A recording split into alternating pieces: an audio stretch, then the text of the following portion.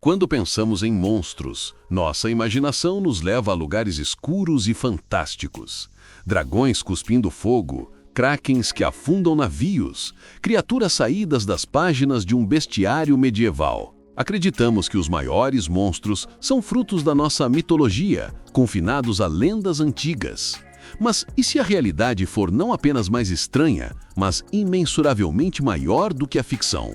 E se os verdadeiros titãs não estiverem nos livros, mas escondidos nas profundezas dos nossos oceanos, sob o solo que pisamos e, talvez, até mesmo dentro de um conceito que nos recusamos a enxergar? Hoje, vamos mergulhar em uma contagem regressiva dos verdadeiros e colossais monstros da Terra.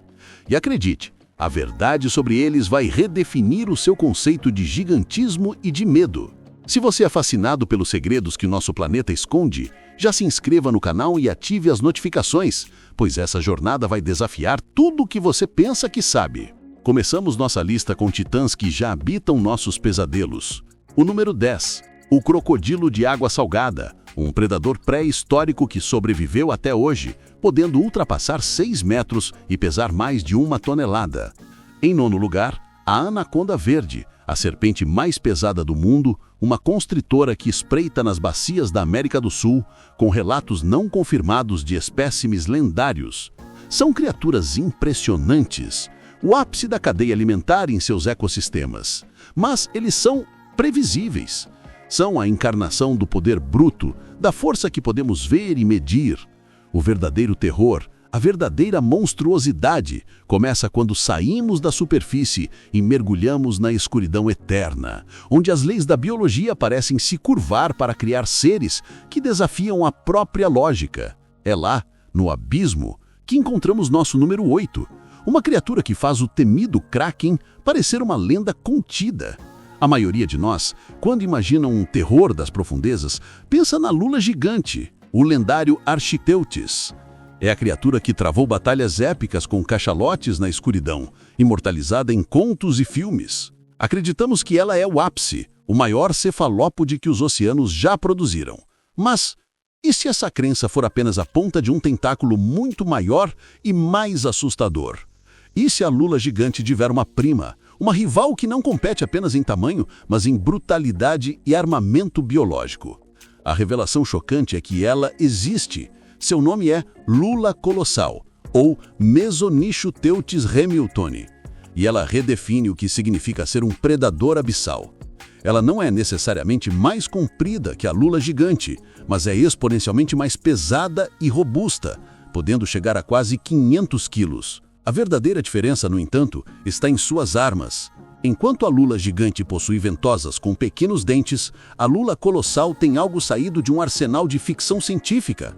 Seus tentáculos são equipados com ganchos giratórios de 3 pontas, afiados como navalhas, capazes de se prender e rasgar a carne de suas presas com uma eficiência assustadora. A evidência de sua existência não é mais uma questão de debate.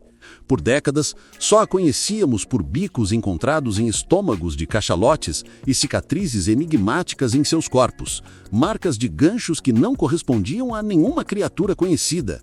Mas em 2007, o espécime foi capturado intacto na Antártida, permitindo que a ciência finalmente olhasse nos olhos do verdadeiro monstro. Seus olhos, aliás, são os maiores do reino animal, com quase 30 centímetros de diâmetro, projetados para captar a mais tênue bioluminescência na escuridão total.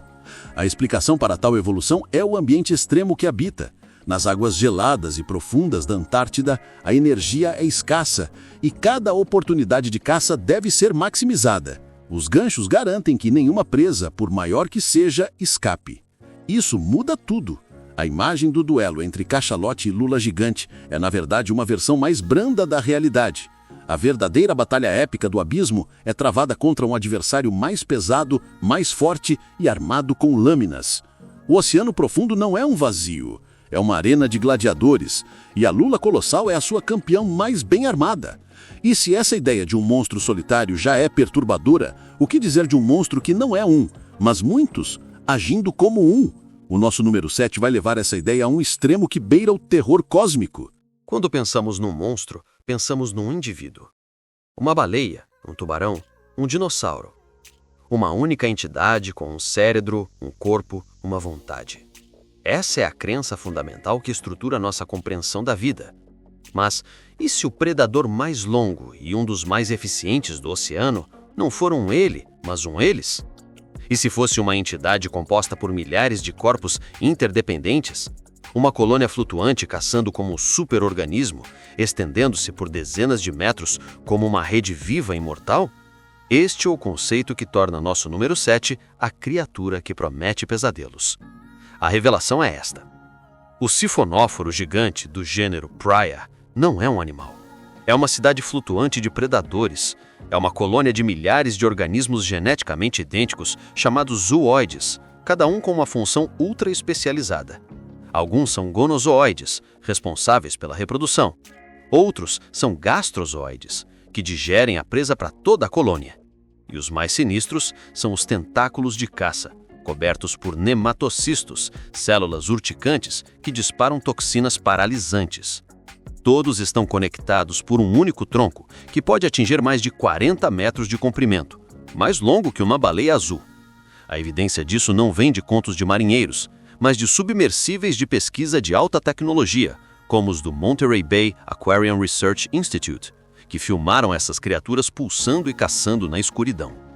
Eles são como um filme de terror biológico em câmera lenta, verdadeiras redes de arrasto vivas.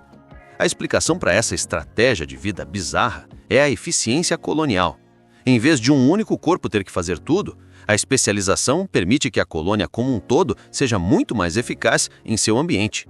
É a lógica de uma linha de montagem aplicada à vida. A implicação disso é profundamente perturbadora. O sifonóforo desafia nossa própria definição do que é um indivíduo. Ele é um ou é muitos? Ele tem uma consciência central ou é apenas a soma de seus reflexos? O pesadelo não está apenas em seu tamanho ou em seu veneno, mas em sua natureza alienígena. É a ideia de ser capturado não por uma boca, mas por uma comunidade. Ser digerido não por um estômago, mas por um comitê. E se você acha que essas curiosidades são fascinantes, deixe seu like para nos ajudar a continuar trazendo mais segredos do nosso planeta. A natureza do sifonóforo nos força a pensar de forma diferente sobre a vida.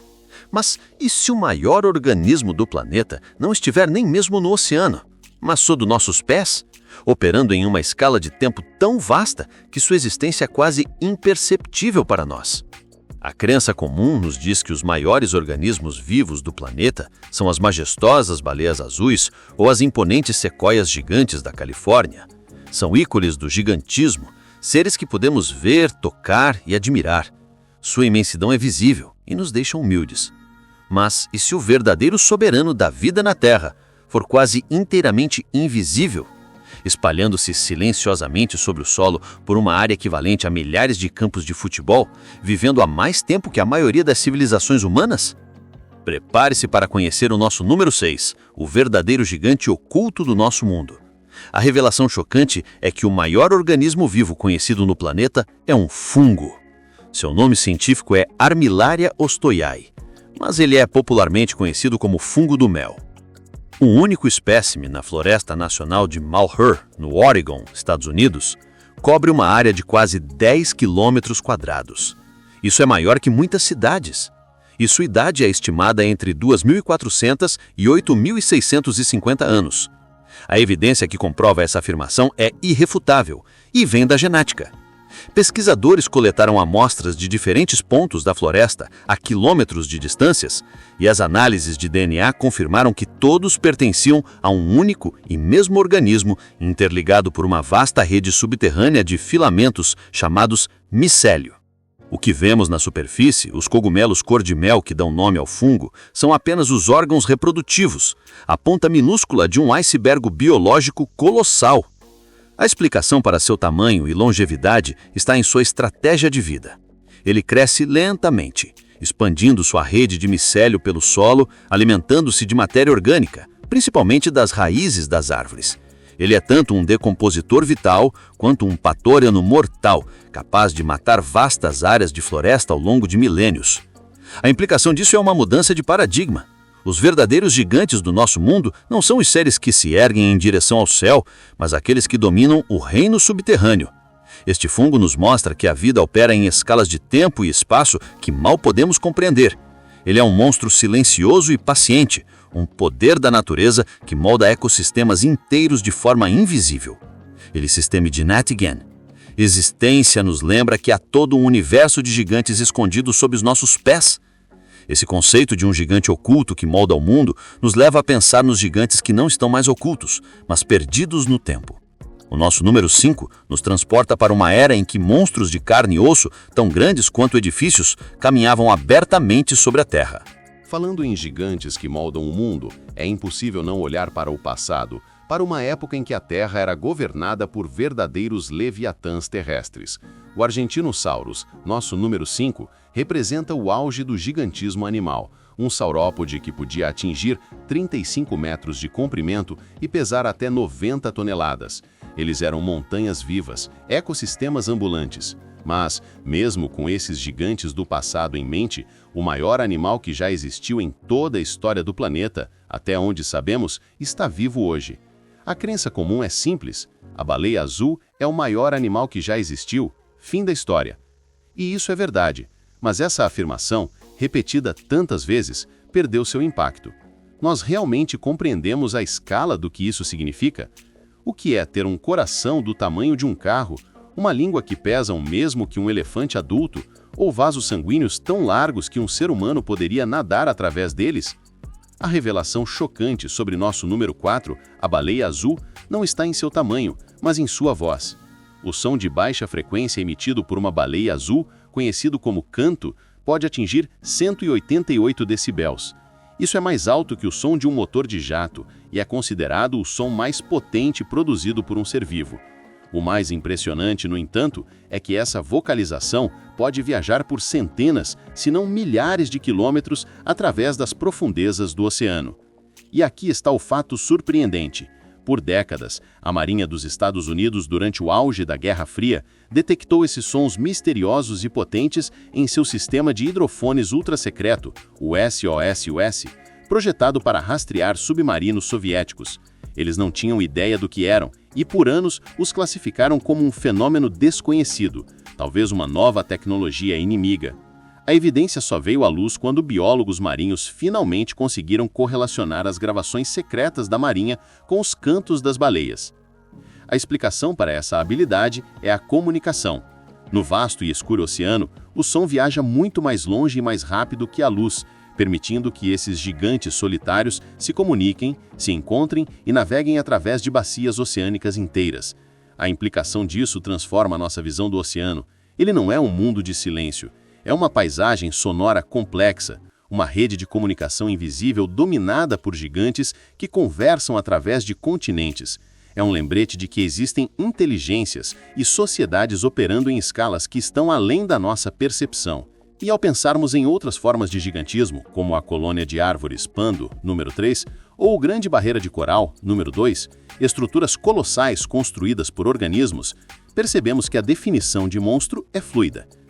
Mas e se o maior monstro de todos, o número 1, for algo que criamos, algo que agora supera toda a vida na Terra combinada? Chegamos ao topo da nossa lista, ao monstro número 1.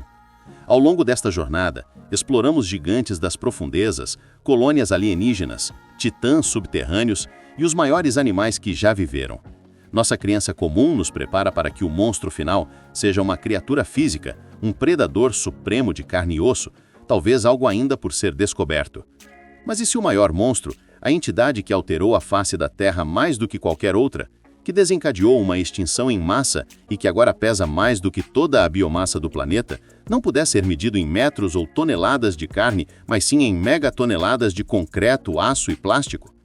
A revelação final e mais chocante é esta: o maior e mais impactante monstro do planeta Terra somos nós.